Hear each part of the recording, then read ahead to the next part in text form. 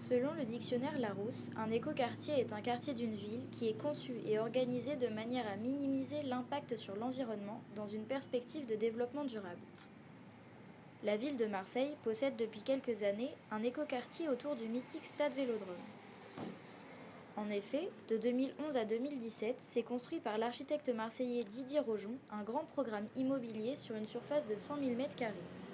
Côté rue Tesser, on trouve une résidence intergénérationnelle de 43 logements seniors, 90 logements étudiants et 4 bâtiments de logements locatifs. Du côté de l'Uvonne est construit 12 000 m² de bureaux, une résidence étudiante de 196 lits, 2 bâtiments de logement et 2 hôtels.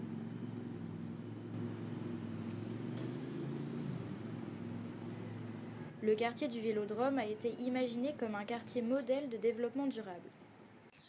La réalisation des travaux d'aménagement est conduite dans le respect des conditions d'attribution du label Écoquartier selon les critères du Grenelle de l'environnement, c'est-à-dire des constructions répondant aux nouvelles normes énergétiques, un système de récupération des eaux pluviales servant à l'arrosage des espaces verts et qui se trouve sur le toit des bâtiments de logement, une production d'énergie renouvelable grâce notamment à des panneaux solaires, la création de parcs paysagers et aménagement des berges de l'Uvonne, l'incitation à l'utilisation des modes de transport propres, soit le vélo et la circulation piétonne.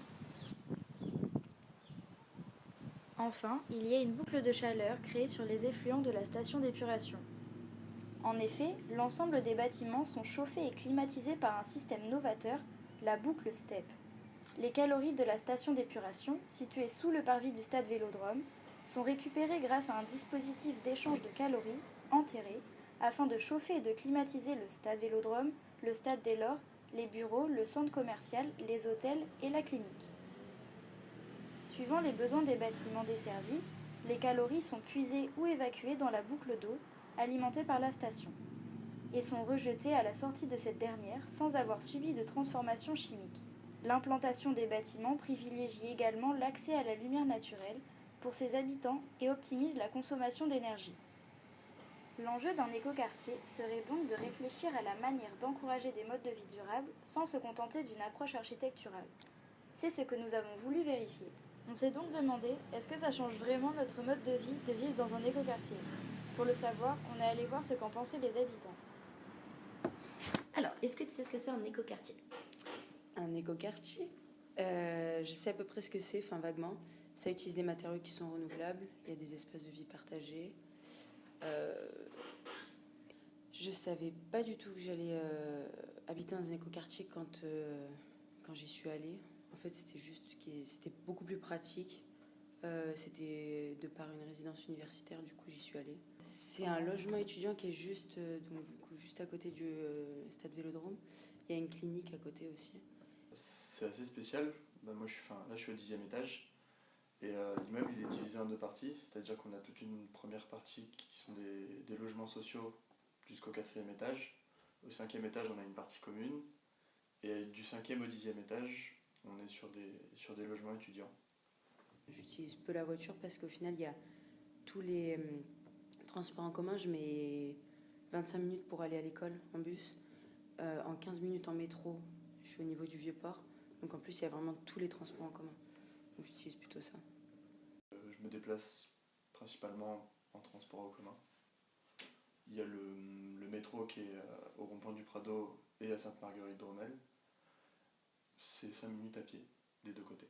Du coup, pour ce qui est des courses et même pour acheter des vêtements, toutes sortes de choses, je vais au centre commercial du Prado. Il y a un Auchan gourmand et des magasins. Donc c'est pas loin, c'est 2 minutes à pied, donc c'est pratique.